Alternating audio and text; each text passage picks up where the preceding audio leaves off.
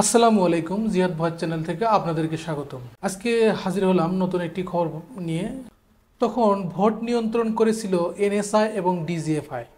2018 সালের সংসদ নির্বাচনের ভোট রাতে হয়েছিল বলে আদালতের কাছে স্বীকার করেছেন সাবেক প্রধান নির্বাচন commissioner CEC K M Nurul Huda. পাপ বাপকেও ছাড়ে না। যখন ক্ষমতা ছিল তখন বড় বড় লম্বা লম্বা ভাষণ, আজ তিনি সরল স্বীকারোক্তি আদালতে। যাই হোক, আদালতে দেওয়া জবাববন্দিতে তিনি বলেন, আওয়ামী লীগের সরাসরি হস্তক্ষেপে দিনের ভোট রাতে করা সহ নানা অনিয়ম হয়েছে। তখন গোয়েন্দা সংস্থা এনএসআই ও ডিজিএফআইয়ের কর্মকর্তাদের মধ্যে পুরো নির্বাচন ব্যবস্থা নিয়ন্ত্রণ করা হয়েছিল বলে তিনি বুঝতে পারেন। তিনি তখন তো বুঝতে পেরেছিলেন কেন তিনি কোনো প্রতিবাদ করেননি।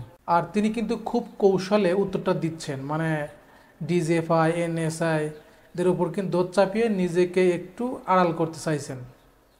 একাদশ জাতীয় সংসদের ভোট হয়েছিল 2018 সালের 30শে ডিসেম্বর।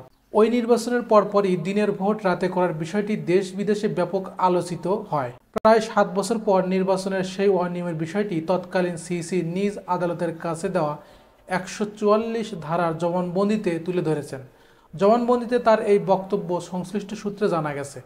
সাবেক সিইসি নুরুল হুদা গত মঙ্গলবার ঢাকার চিফ মেট্রোপলিটন ম্যাজিস্ট্রেট আদালতে 144 ধারায় স্বীকারোক্তিমূলক জবানবন্দি দেন।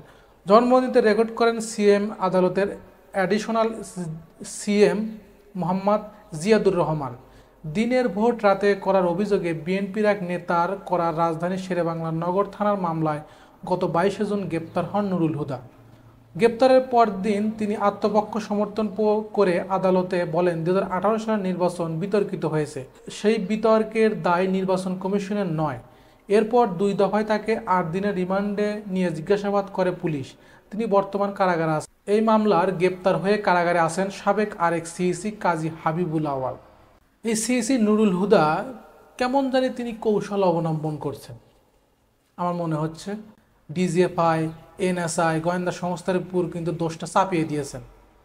এখন চাপানো হলেই কি তিনি রেহাই পাবেন? আপনারা কি বলেন?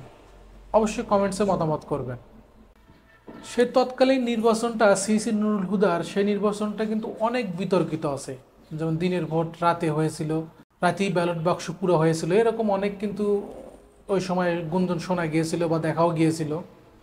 কিন্তু সিইসি নুরুল হুদা তখন কিন্তু লম্বা লম্বা ভাষণ দিয়েছেন যে সুষ্ঠু নির্বাচন হয়েছে, কত কি। আর আজ তিনি কারাগারে নীরবে কৌশল অবলম্বন করছেন। দেখা যাক তার কৌশলে কতদূর কাজ হয় বা কি হয়।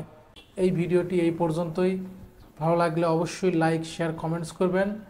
আর এই ধরনের নিউজ পেতে চাইলে অবশ্যই চ্যানেলটা সাবস্ক্রাইব করবেন।